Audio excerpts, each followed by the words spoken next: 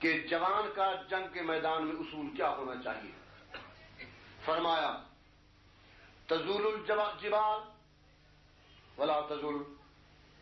پہلی بات تو یہ بیٹا، یہ پہاڑ سامنے سے اپنی جگہ چھوڑ کے ہٹ جائیں تو ہٹ جائیں.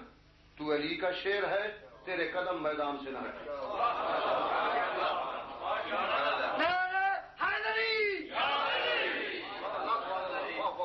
یہ ایک پہلا فکرہ تھا جو علی نے اپنے بیٹے کو جنگی تربیت کے طور پر فرمایا. تزول الجبال ولا تزول. پہاڑ ہٹ جائیں تو ہٹ جائیں، لیکن علی کے شیر فرزند کے قدم میدان سے نہ ہٹیں. محمد نے اپنے سینے پر نوٹ کر لیا. دوسرا فرمایا تد فی الارض قدمک.